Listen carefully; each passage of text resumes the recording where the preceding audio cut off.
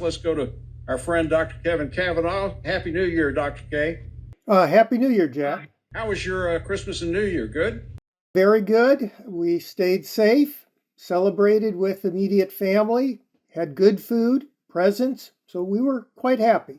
Good for you. Well, we just had the story here. I don't know if you heard it or not. Before I move along here, there people were talking about what we were looking forward to in 2022. And one is that no one knows if the pandemic's going to officially end this year, obviously, but most experts think things will be at least better in 2022.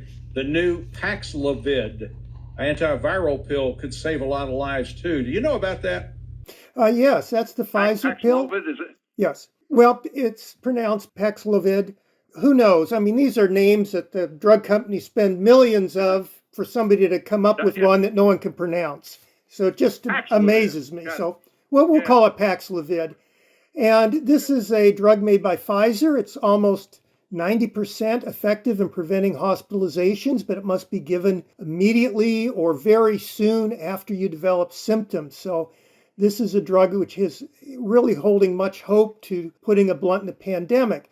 Now, one of the things that you have to be concerned about is that it does cross-react with other medications, such as some antidepressants, Mevacor or the statins, and it also cross-reacts with blood thinners. So a lot of the people that are at very high risk who would qualify for the drug can't take it because of being on these medications. And so that's of concern. And also, the drug is of short supply right now.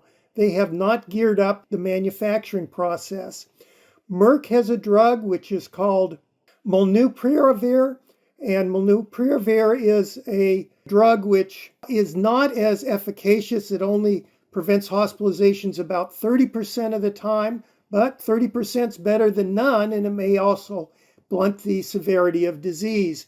This drug is something that is also in reserve, but it does have potential side effects, which I think worries the FDA, so it's being restricted to adults only. And if other treatments such as monoclonal antibodies or the Pfizer's medication are not available. Monoclonal antibodies, the two main ones that we've been using, are not effective with Omicron, but one is GSK, but again, that one is in short supply. So it would be good that during these next couple of weeks, people are very careful, and let's try not to get this virus because treatment options tend to be limited.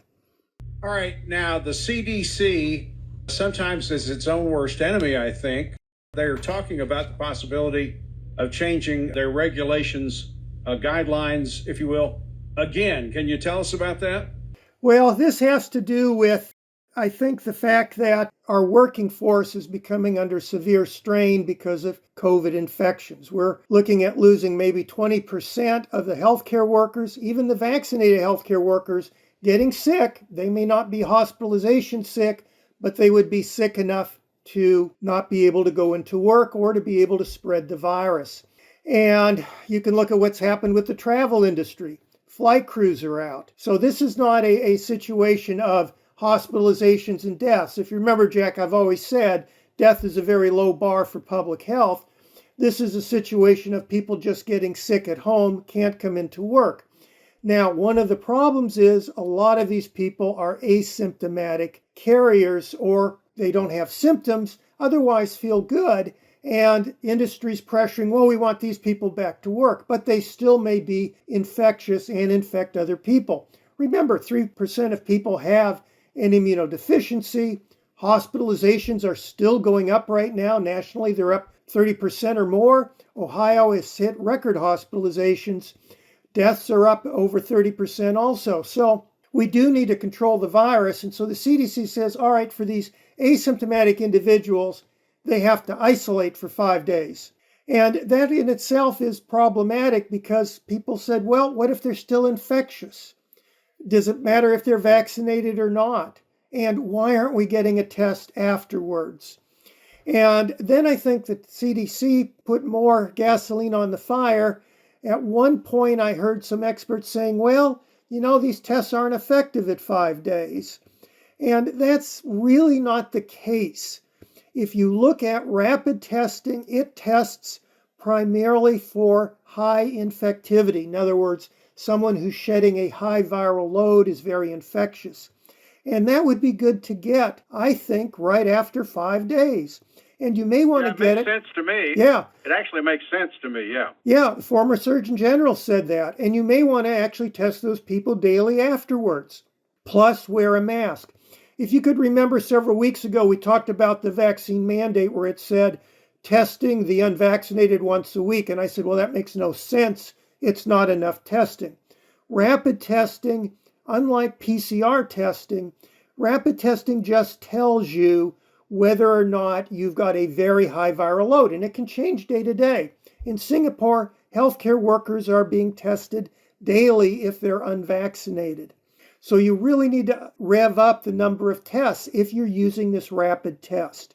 If you're using it right before an event, that's great. Make sure people aren't shedding an extremely high load of virus. Rapid test is a good fit for that. But if you've been exposed and now have symptoms and you want to get a test, you want to test during a high viral load, it's, in my opinion, best to get it on the first day and then 1 or 2 days afterwards. If you've ever wondered why those rapid tests come two to a box, it's because if you're using it to eliminate the possibility that you have COVID after you've developed symptoms, you really should be taking 2 rapid tests as opposed to 1 PCR test. So rapid tests are very useful, but they have to be done frequently. They're also not 100%. It's a layer of armor. So that along with masking.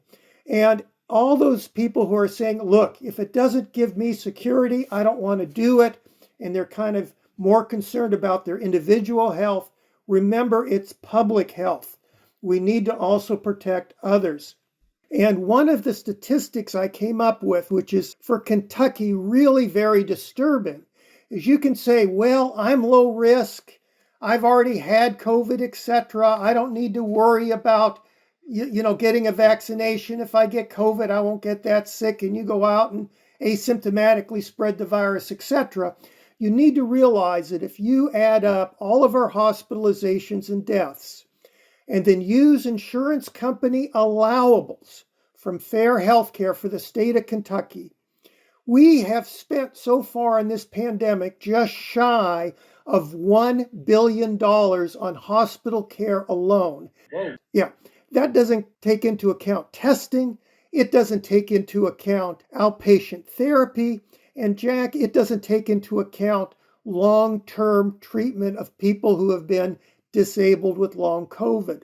This is going to be crippling economically unless as a society we join together and say, hey, we're in this all together. We can't keep going in the direction of having surges where sick people can't go to work and where those that are at risk or immunosuppressed are filling the hospitals, preventing others getting medical care that need care for other reasons, plus are running up a bill of over $1 billion, which is what we're going to hit easily before this pandemic is over. And that's just in Kentucky.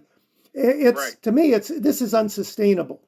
Dr. Kevin Kavanagh, thank you as always, and we'll talk to you again on Friday. All right. Thank you, Jack. Dr. Kevin Kavanagh is a retired physician, and also he is the president and founder of a national, becoming international organization called Health Watch USA, and we appreciate him very much.